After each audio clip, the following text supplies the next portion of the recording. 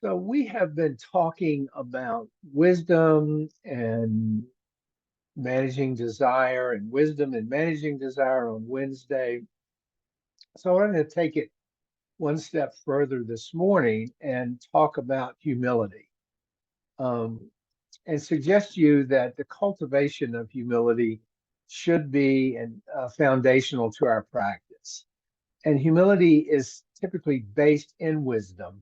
It's seen as a sort of a subset of wisdom. And it has been said that the essence of wisdom is the understanding that knowledge is fallible and that it involves a balance between knowing and doubting, that we can never be 100% sure. And humility is the acknowledgement that knowledge is fallible and we can never be 100% sure about anything. And I think humility is one of the most effective ways to counter the seduction of the ego's temptations and the ego's efforts to kind of take over our lives. Humility is really antithetical to the narcissism so prevalent in our culture these days.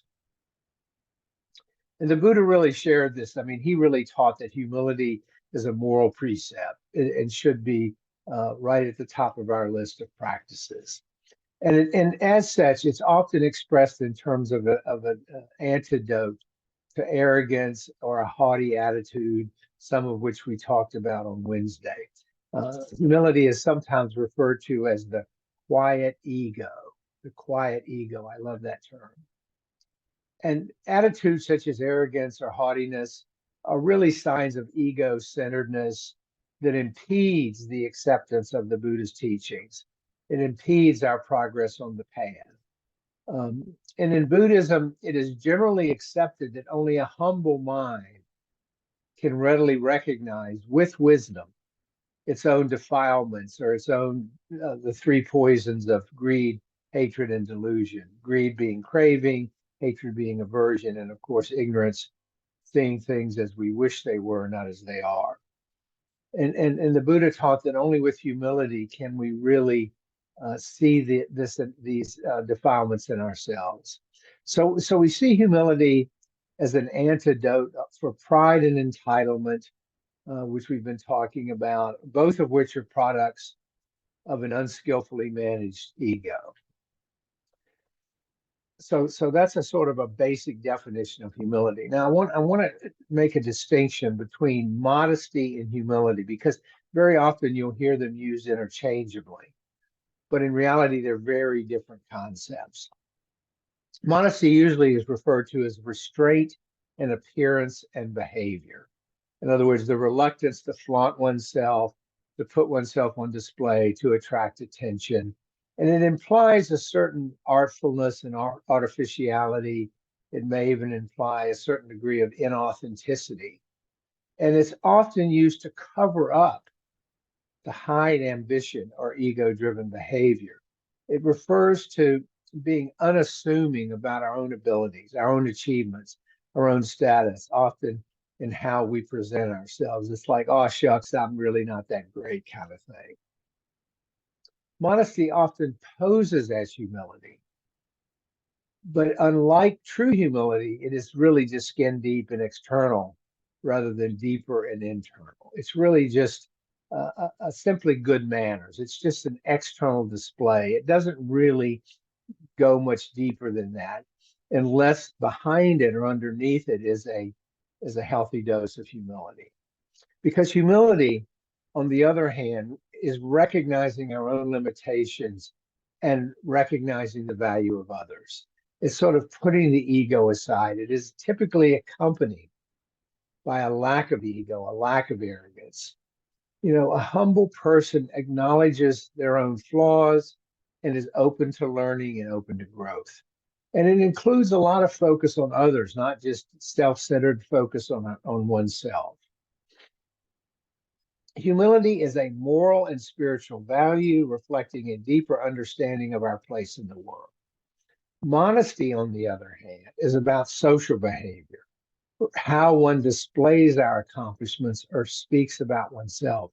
You know, growing up, there was a tremendous emphasis in my family on modesty, not so much on humility, but on modesty, how we appeared to others, how we as children should appear to others.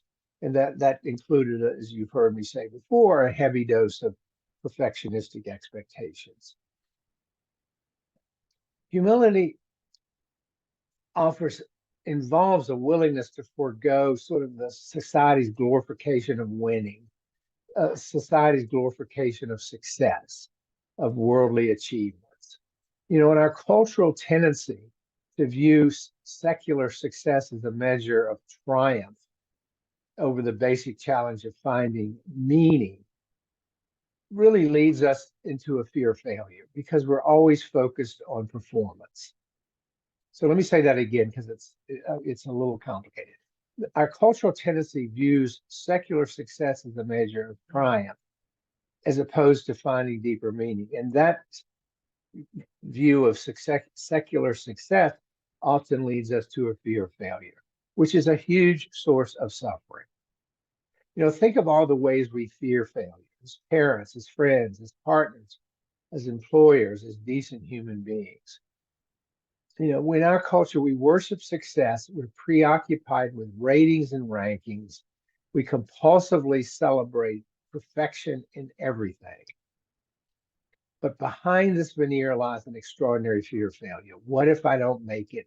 What if I don't cut it? What if I'm not good enough?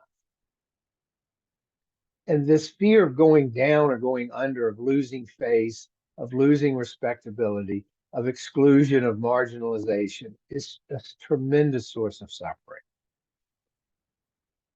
Some have argued that and I ran across this in preparing today's thoughts, some have argued that it's not success, but failure and the fear of it that lies at the heart of our cultural dream or our cultural aspirations. So might humility be an antidote to this preoccupation with performance, with this preoccupation with failure?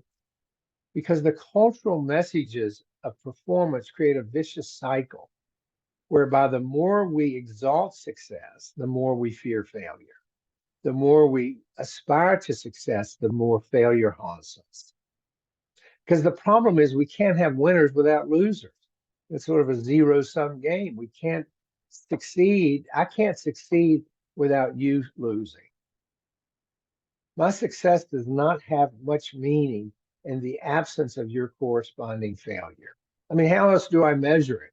How else what yardstick do I use for my success other than seeing everyone else fail? It doesn't occur in a vacuum.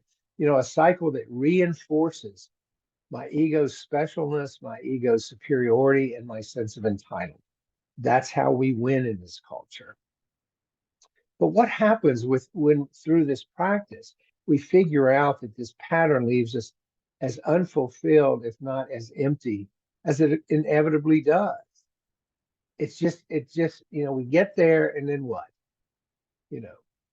How it interferes with our connection to others. If I'm constantly in competition with you and having to win and lack the humility that lets me, focus on my connection to you rather than beating you at whatever we're engaged in.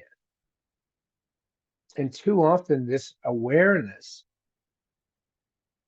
of having to win results in us looking for ways to escape. And these include clinging to temporary sources of pleasure, pushing away unpleasantness, engaging in fantasies or behaviors about other forms of escape. Too often we resort to believing that only illusions, only fantasies, only these strivings render life bearable.